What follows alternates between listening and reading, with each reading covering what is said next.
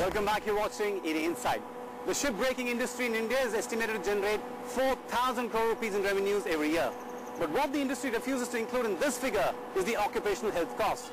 Hundreds of tons of hazardous waste is generated not just from shipbreaking but also from direct imports. Prem Shankar finds out why there's just no stopping this phenomenon. India has slowly become a dumping ground for hazardous waste, and the numbers now are mind-boggling. 44 lakh tons per annum of hazardous waste is generated in the country, according to a report by the Organization of Economic Cooperation and Development. And the National Environmental Engineering Institute in Nagpur, known as NEERI, says 97% of this toxic waste comes from the 12 states in the country. Maharashtra, Gujarat, Andhra Pradesh and Tamil Nadu are the top 4 waste-generating states. Industry body ASSOCHAM expects this number to rise rapidly by 1.5 lakh tons every year. And as India continues to manufacture toxic waste, developed countries are chipping in by sending their hazardous waste to the country. The picture looks grim for the country. All the hazardous material are carcinogenic. They are neurotoxic and nephrotoxic. The carcinogenic means it causes cancer. Neuro and nephrotoxic means it affects your mental brain intelligence, your IQ level, your kidney gets damaged. So these things will happen and it will spoil the environment. The biggest contributors to hazardous waste in the country are the shipbreaking yards and ships from abroad which themselves carry toxic waste into Indian shores. The United Nations Environment Programme reports that 10 million tons of toxic garbage cross international borders every year. And amongst the yards, Alang and Mumbai scrapping yard are the most notorious. Alang in Gujarat is the world's largest shipbreaking yard. International NGO Greenpeace last visited Alang in 1999 and compiled a report on the yard. Since then, no media has been allowed to enter Alang's shipbreaking yard. The Gujarat government has sewn up the place tight. What Greenpeace found in Alang was alarming. The shipbreaking was of course the most dramatic expose because you have a large ship which itself is a floating piece of hazardous waste because it has tons of asbestos, it has polychlorinated biphenyls, it has heavy metal containing paints, and these ships are coming at the rate of were coming at the rate of 1 ship a day to be broken in Alang. They exacted a very, very heavy toll and continue to do so on workers' health and on the environment, the local environment. Ships need to be visible at night, so they paint their hulls with bright colors. But these colors contain heavy metals like cadmium, which is carcinogenic. Ships cannot rust, so they get a coat of anti-corrosives like lead oxide and zinc chromate. They cannot allow fungus or algae to grow on their hulls, so anti-fouling agents are used. In the 70s, anti-fouling agents contained mercury and arsenic. Now they contain TBT or tributyl tin, a substance that accumulates in the human bloodstream and doesn't disintegrate. Lubricating oils in ships contain PCBs or polychlorinated biphenyls, toxins that cause cancer in humans. Asbestos used in ships to prevent them from burning are sorted out by people at these yards with their bare hands without protective clothing. A micrometer of asbestos can cause cancer and doesn't get destroyed by chemicals in the human body. You don't need any kind of study to understand or to know that what's happening in Alang. Just one visit there is more than enough to see what's happening there. We have very poor working conditions. There is no forget focus. There is no there's nothing on occupational safety and occupational hazards that the workers face there. They are very rudimentary conditions that the workers work in. They have very little access to any kind of protective equipment. If any they have, it's not suited to Indian conditions.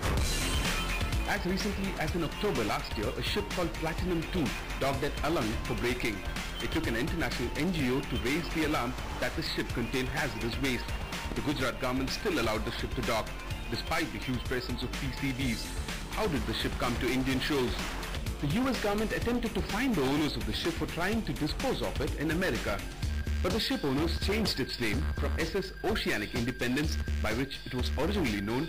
They then took the ship to Kiribati, an island country in the Pacific Ocean, where it was re-registered as Platinum 2 and ownership went to a Liberian company, Platinum Investment Services. A shipbreaking company at Alang then bought the aged ship for its scrapyard. Many developed countries employ this method for transferring ships to various owners in other countries as they are unable to circumvent tough laws against hazardous waste in the developed countries. A little money and lax rules opens up India's coast to their toxic carriers. Government of India have alerted that the coastal authorities CRZ is they should be more cautious while importing, when the downloading is there, when uploading is there, what type of hazardous waste is coming, what type of toxic material is coming. Though in a consignments something is said, something is loaded, is still it's a big question. In 1997, the Supreme Court created a high-powered committee to figure out rules on hazardous waste. A report was filed by this committee in 2003. An order was passed that put the onus on the Ministry of Environment and Forests to root out this problem. A Supreme Court monitoring committee was created to ensure these rules were implemented. In 3 years, this committee too was disbanded and rules became lax. Now, despite legislation tackling hazardous waste in particular, the Hazardous Waste Management Handling and Transboundary Movement Rules 2008 toxic waste sails right in. I think we need to have a relook at our waste import and export policy thoroughly, because the kind of regulation we were envisaging and we had put in place and we were sincerely implementing. Supreme Court Monitoring Committee was also monitoring the situation and creating some pressure on the regulators as well as the polluters.